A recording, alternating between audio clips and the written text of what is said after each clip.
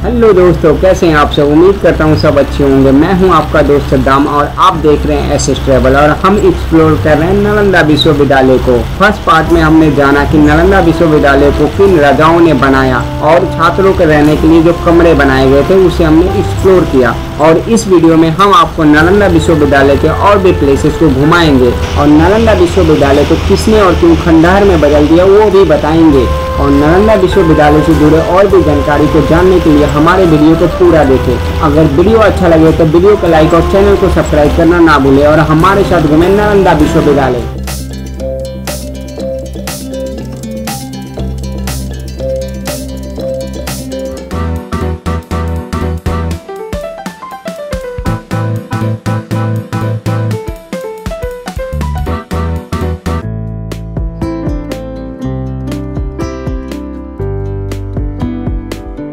नालंदा विश्वविद्यालय के तीसरे मंजिल का निर्माण बंगाल के राजा देवपाल राणा जी ने कराया था। वो 9वीं शताब्दी में नालंदा आए थे और नालंदा विश्वविद्यालय को देखकर वो इतना खुश हुए कि उन्होंने इसमें और निर्माण कराने का काम सोचा। उन्होंने नालंदा विश्वविद्यालय का तीसरे मंजिल का निर्माण कराया।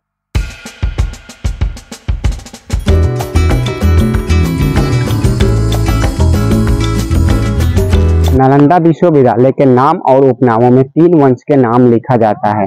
गुप्त वंश, हर्ष वंश और पाल वंश। इन तीनों राजाओं ने ही मिलकर नालंदा विश्वविद्यालय का निर्माण कराया था।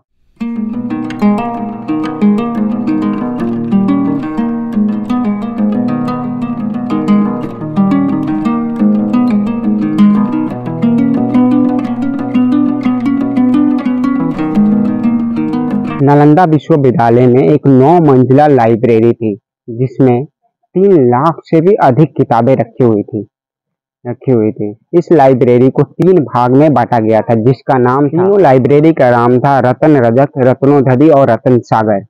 और नालंदा विश्वविद्यालय के अंदर एक धर्म गुंज नाम की लाइब्रेरी थी जिसका अर्थ था सत्य का पर्वत।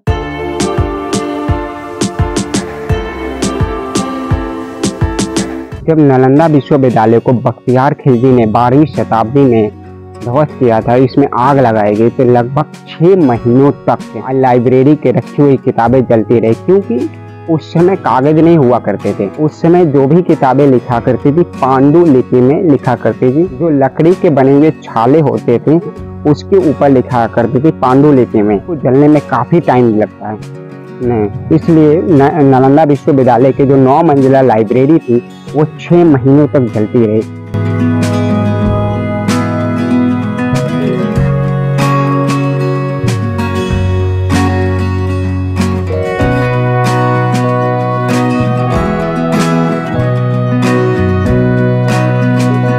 आप देख सकते हैं नेपाल, चाइना, तिब्बत, मंगोलिया कहाँ से लोग आए हैं इस जगह नालंदा विश्वविद्यालय को विजिट करने के लिए।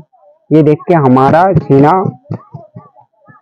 गौरव से भर जाता है कि हमारे देश में भी वो जगह है जहाँ पे लोग देश विदेश से विजिट करने आ रहे हैं। हमारे स्टेट में, देश में तो बहुत सारे प्लेस हैं हमारे।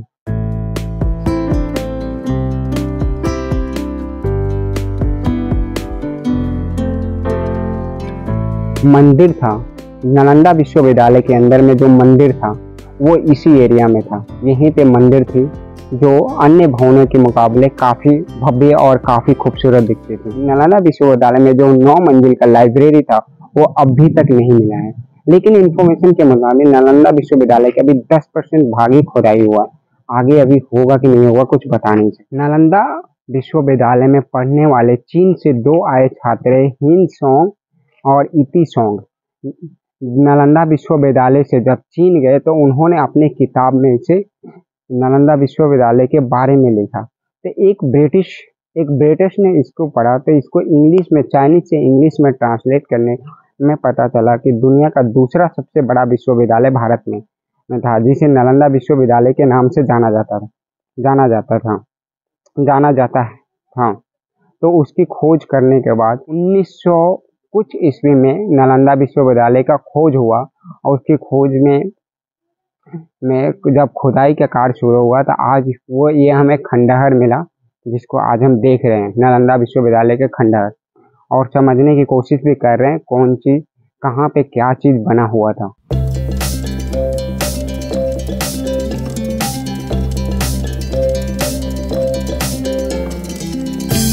ऐसा मुझे लग रहा है जो पटना नालंदा म्यूजियम के अंदर बड़ी बड़ी मूर्तियां रखी हुई हैं वो यहीं से निकाली गई होंगी, क्योंकि स्पेस और साइज के हिसाब से मुझे यही लग रहा है, क्योंकि मूर्ति वाला सेक्शन यही है।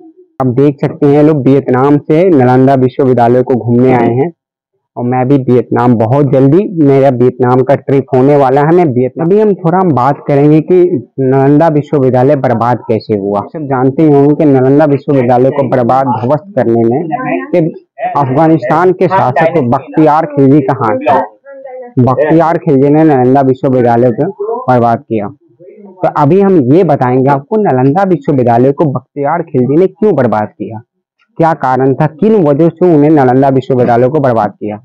एक शांति और शिक्षा का प्रतीक नालंदा विश्वविद्यालय आखिर उसका क्या किया कि उसने नालंदा विश्वविद्यालय को बर्बाद कर दिया, दुनिया का दूसरा सबसे विश्वविद्यालय को ध्वस्त कर दिया, जो आज खंडहर के रूप में बदल गया है, जिसको आज हम घूमने आए हैं। देश विदेश, foreigner, Mongolia, Tibet, China, Russia, कहाँ कहाँ से लोग यहाँ पे घूमने के लिए आते हैं।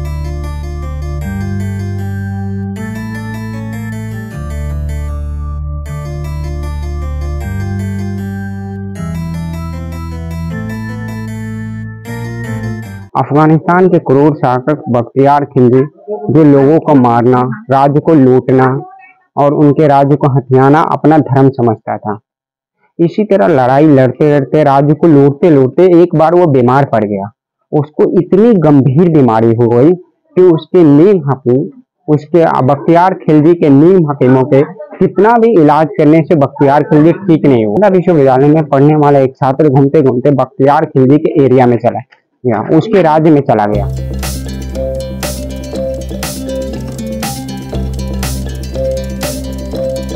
भाई इंडियन के साथ साथ फॉरेनर का भी क्राउड नेक्स्ट लेवल पे है।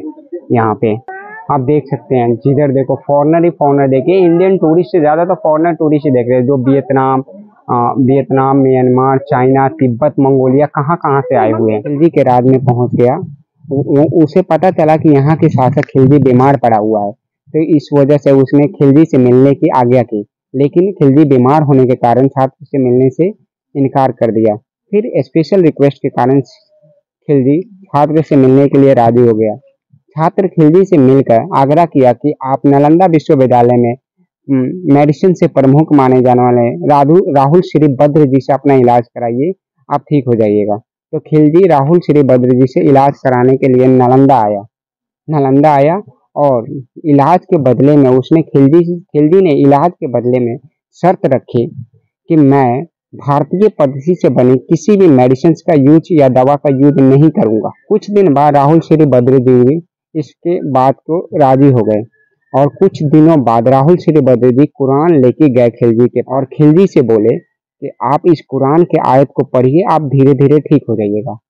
कुरान को आयत को पढ़ते पढ़ते खिलजी कुछ दिनों बाद देखा कि उसकी तबीयत में सुधार आई और कुछ दिनों बाद खिलजी पूरी तरह ठीक हो गया। खिलजी ठीक होने के बाद में उसने पता लगाया कि मतलब वो ठीक कैसे हो गए। तो उसको जानकारी मिली कि राहुल श्री बद्र जी खिलजी के कुरान के आयतों पे दवा का लेप लगा लिया था, और वो जानते थे खिलजी को कुरान के पेज पलटते टाइम बार बार थूक लगाने की आदत है। इस वजह से जो दवा था वो खिलजी के शरीर के अंदर गया और इस प्रक्रिया द्वारा खिलजी ठीक हो गया। उसे जलन होने लगी। मूर्ति पूजन करने वाला पंडित खिलजी को ठीक कर दिया। ये बात खिलजी को सहन नहीं हो रही थी, क्योंकि मूर्ति पूजने वालों से खिलजी नफरत करता था और उनको मारना अपना धर्म समझता। मूर्ति पूजन करने वाला उसका इलाज करके ठीक किया। इस बात को सोच के वो अपनी धर्म को तौहीन समझता था। इसी आग में जलते जलते बख्तियार खिलजी 12वीं शताब्दी में नालंदा विश्वविद्यालय पे हमला किया और 10,000 से ज्यादा पढ़ने वाले छात्रों को मार गिराया और 2700 से भी ज्यादा गुरुओं को मार गिराया। जिस विद्यालय ने उसको जीवन दिया, उसी विद्यालय को बख्तियार खिलजी ने जीवन नष्ट कर दिया। और आज नालंदा विश्वविद्यालय पागल सन की शासक की वजह से खंडहर के रूप में बदल गया है।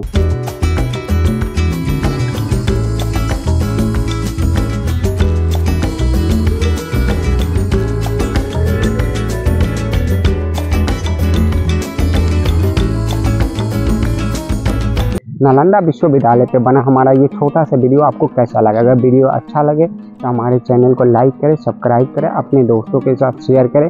अपनों का ख्याल रखें और ज़रूर घूमें।